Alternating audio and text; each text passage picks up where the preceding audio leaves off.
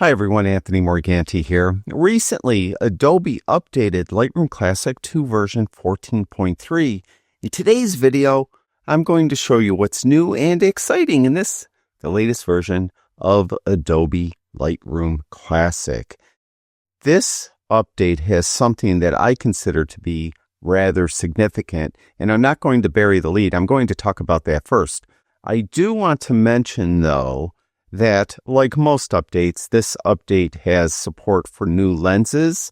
I'll have that listed in the description below this video. And also there is something new with tethering, which is a minor thing. I'm not going to demo that in this video, but I'll have that listed in the description below this video as well. Now, what is this new thing that I consider to be rather significant? Well, Lightroom Classic and Lightroom CC now have landscape masking. And this is a long time coming because, as you probably know, On1 Photo Raw and Luminar Neo have had landscape masking for some time. And I was wondering if Adobe was ever going to add it to Lightroom. Well, they finally have. For example, I have this image here. It's got a lot of different elements in it. It's got the sky, it has water, it has lighthouse, it has building here, it has some flowers and buildings in the background. Let's go over to masking, and you'll notice that there's this new option, landscape. When you click on it, AI will examine the image and determine what is in the scene. And you'll notice that it found a sky, architecture, vegetation, water, and artificial ground. If you hover over any of these items, you'll get a mask over what it is. For example, there's the sky.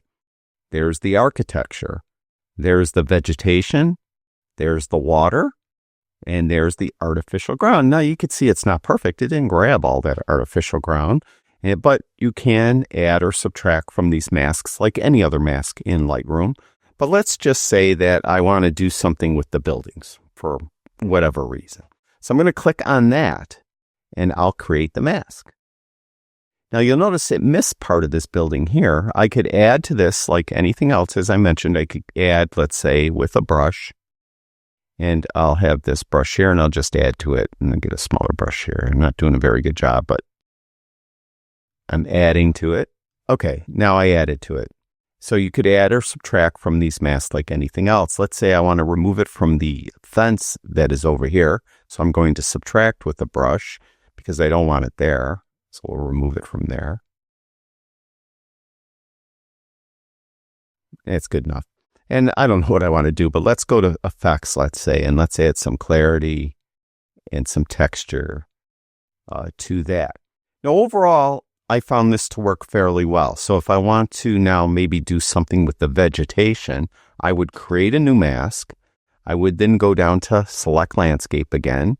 I would click on vegetation. I'll create the mask, and here maybe we'll go to tone, and I'll brighten it up a little bit, and I'll go to color, and I'll add some saturation. So overall, as I mentioned, I found it to be pretty good. It's pretty accurate. It is, just came out, so I expect it to improve. You'll notice that sometimes it doesn't do as good of a job. I don't know, let's say I'll grab this image here, and let's go to landscape masking.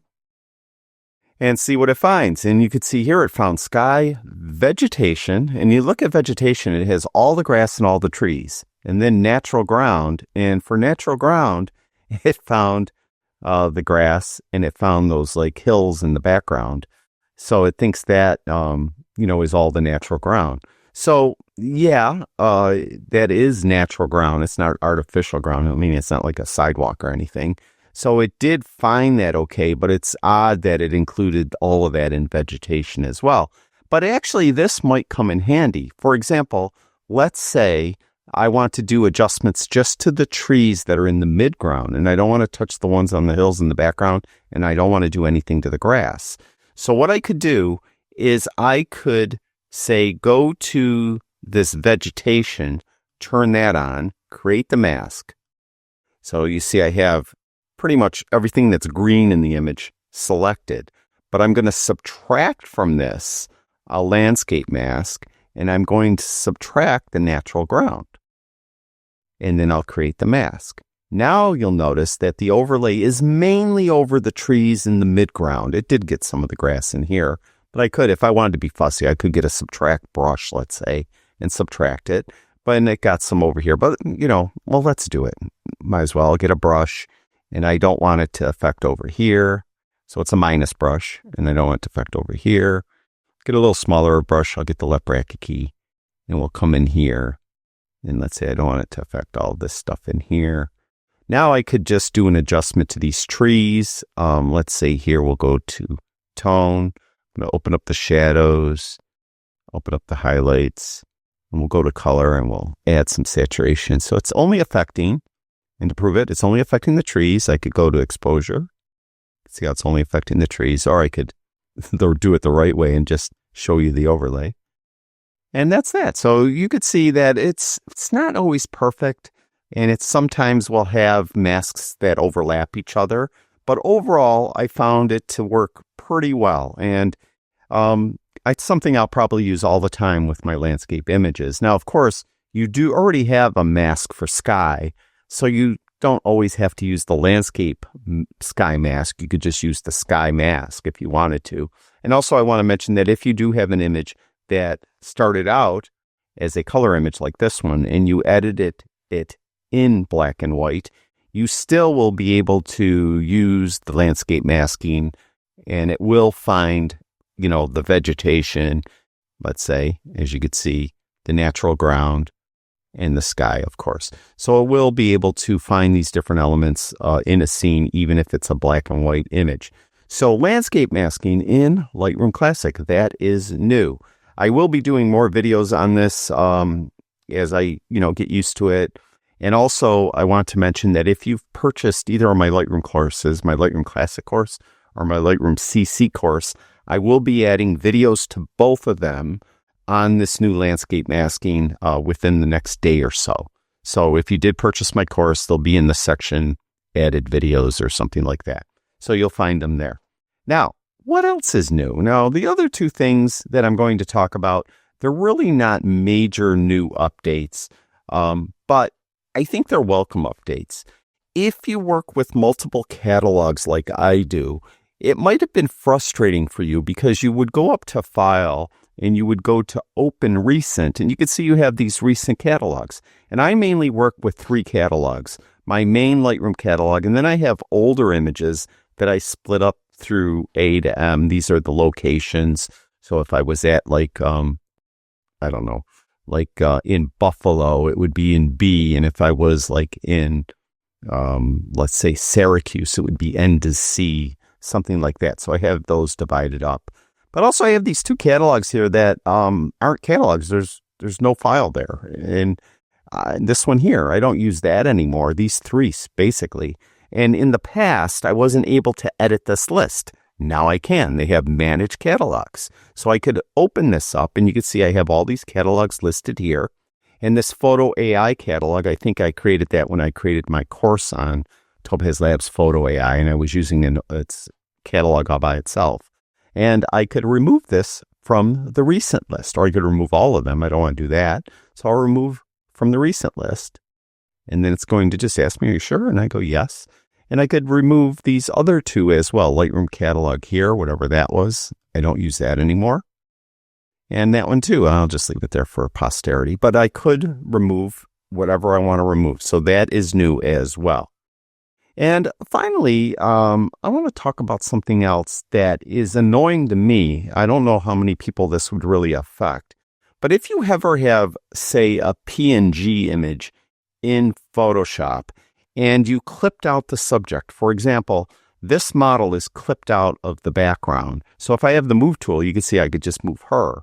And I have the background clipped out. And I know she's clipped out because Photoshop gives you this checkered board background so that you know the model is clipped out of this background. Well, in Lightroom, what was really annoying is if you had that same exact image in Lightroom, you didn't have a checkerboard background, you have this white background. That is until this version of Lightroom. In this version of Lightroom, if you go over to the Develop module, and just wait a second, you'll get the checkerboard background. So now you'll be able to tell if you use, let's say, Lightroom as your digital asset manager and you store your images there, and you're wondering, did I clip the model out of this background? Just jump over to the develop module and take a look at the image. And if you have the checkerboard pattern as the background, that means you did clip the model out of the background. So that's a minor thing, but I like it because I often do compositing, particularly for my thumbnails, for my videos on YouTube. You notice I often use this model, so you know at a glance that that's a video from me. So you can just tell that I use the same model all the time. Most of the time, I should say, for my videos. And how I also tell is if I used a pose from this model in a prior video, she's already clipped out. That means I used her in a different video, so I probably won't use her in a current video. So that's how I know. So now I could just tell in Lightroom at a glance that I definitely clipped that model out for a previous video. That's it. Those really are just 4 updates. Now you have the new landscape masking. You have the new catalog manage for recent catalogs. So when, again, you go up to File, Open Recent, you have this Manage Catalogs option. And then you have this option here with the checkerboard. And then you have that one thing I'm not going to demo in this video having to do with tethering. It's very minor. Now, again, I'll have that listed in the description below this video. I will be very soon doing a YouTube video where I'll go into the landscape masking more in depth. So you could learn different things you could do with it. Like any other mask in Lightroom, you could add from the mask, as I did in this video, subtract from the mask. You could intersect masks. You could copy it. You could paste it. So you could do all that stuff. And I'll be demonstrating that in a future video. And again, if you purchased either of my 2 Lightroom courses, I'll be adding in-depth tutorials on the landscape masking to both of those courses within the next day or so. Thank you, everyone who watches my videos. I really do appreciate it. Talk to you guys soon.